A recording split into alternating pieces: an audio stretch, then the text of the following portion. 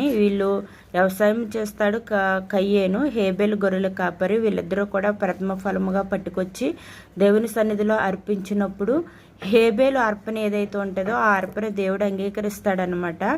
అయితే ఈ కయ్యేను అర్పణ అంగీకరించలేదు. అందుకని కయ్యేనుకు కోపం వస్తుంది తన తమ్ముడైన హేబేలు మీద. అదే ఇక్కడ వాక్యము.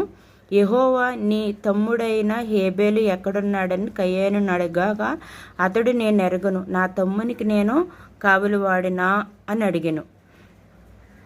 అప్పటికే కయ్యేను తన తమ్ముడిని చంపేస్తాడనమాట. చంపేసినప్పుడు ఆ యొక్క రక్తం ఏదైతే భూమి మీద ఒలికించబడ్డదో ఆ రక్తము దేవుని సన్నిధికి దేవుడికి విజ్ఞాపన చేస్తుంది.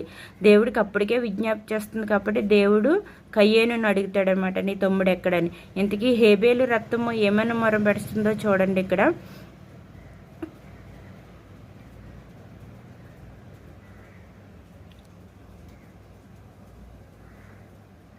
నీ తమ్ముని రక్తము యొక్క స్వరము నేలలో నుండి నాకు మొర్రపెట్టుచున్నది.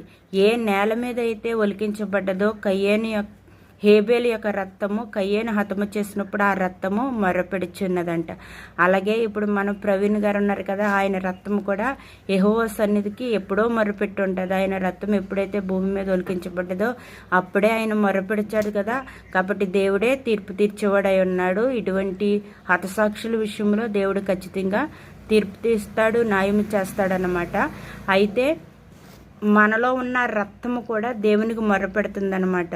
మనం రక్తమే కదా ఒలికిచ్చేసి చంపేసి నరికేస్తే అది రక్తము ఒలికినంత రాను ఈ నోరు ఏదైతే ఆగిపోతుందో, స్వరం ఏదైతే ఆగిపోతుందో అంత మాత్రాన ఆ యొక్క చనిపోయిన అతని గురించి ఏ విషయం కూడా ఎవరికీ తెలియదు అనుకునే వారికి దేవుని వాక్యం ఇక్కడ సెలవిస్తున్నది. చూడండి,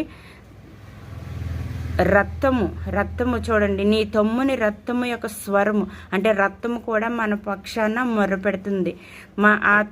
తన తమ్ముని రక్తము భూమి మీద ఒలికించిన తర్వాత తను ఏమైనా శాంతి పొందాడా, తను ఏమైనా నెమ్మది పొందాడా? లేదండి. అతను చాలా కూడా దిగులు పడుచు దిమ్మరై తిరిగాడంటండి. ఎవడైతే మానవుడిని హతమరుస్తాడో అది దేవుడు యొక్క సేవకులను హతమర్చిన వారు వాళ్ళు ఊరికే ఉంటారా? ఉండరు. వారు ఏమవుతారు? దేశదిమ్మలో అయి తిరిగే రోజు త్వరలోనే ఉంది. ఖచ్చితంగా దేవుడు తీర్పు తీరుస్తాడు. అయితే అది గ్రహించరంతే.